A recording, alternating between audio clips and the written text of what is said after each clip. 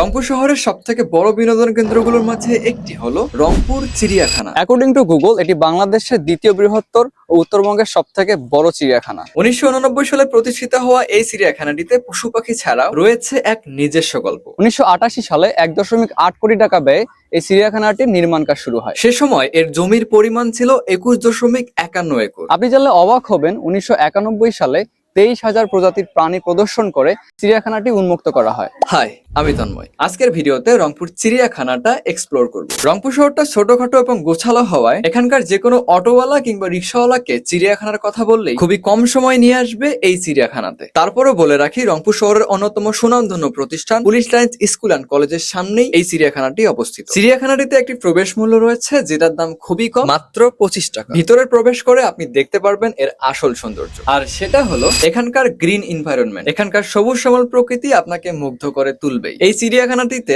আগের থেকে তুলনামূলক কম পশু পাখি থাকলেও রয়েছে বেশ কিছু উল্লেখযোগ্য পশু পাখি। সুন্দরবনের রয়্যাল বেঙ্গল টাইগার, গন্ডার, জলহস্তী, হরিণ কিংবা বানর। পাখির মধ্যে ময়না, টিয়া, ময়ূর কিংবা রয়েছে বিভিন্ন রকমের পাখি। এই পশু পাখিগুলোকে দেখতে প্রতিদিন শত শত দর্শনার্থী ভিড় জমান। ফ্রেন্ড সার্কেল কিংবা ফ্যামিলি নিয়ে কোয়ালিটি টাইম স্পেন্ড করার জন্য অনেকেই এসে থাকেন এই জায়গায়, যার ফলে এই চিড়িয়াখানাটি হয়ে ওঠে রংপুর শহরের অন্যতম বিনোদন কেন্দ্রগুলোর মাঝে একটি। চিড়িয়াখানাটির ভিতরে রয়েছে খুব সুন্দর একটি শিশু পার্ক, কৃত্রিম হ্রদ কিংবা বিভিন্ন প্রজাতির গাছপালা। তবে শিশু পার্কটিতে প্রবেশ করতে হলে আপনাকে একটা টিকিট কাটতে হবে, যেটার মূল্য পড়বে মাত্র 10 টাকা। শিশু পার্কটিতে রয়েছে শিশুদের জন্য বেশ কিছু রাইডস এর সুবিধা, রয়েছে মিনি একটি ওয়াটারফল। রিসেন্টলি এই শিশু পার্কটি খুব সুন্দর করে সাজানো হয়েছে। আপনারা চাইলে আমি এটা নিয়ে একটা ডেডিকেটেড ভিডিও নিয়ে আসবো। টু বি অনেস্ট, চিড়িয়াখানার থেকে আমার এই শিশু পার্কটাই সব থেকে বেশি ভালো লেগেছে। আজকের ভিডিওটি ভালো লাগলে আমাকে অবশ্যই ফলো করে রাখবেন। নেক্সট কোথাকার ভিডিও করা যায় অবশ্যই কমেন্টে জানাবেন।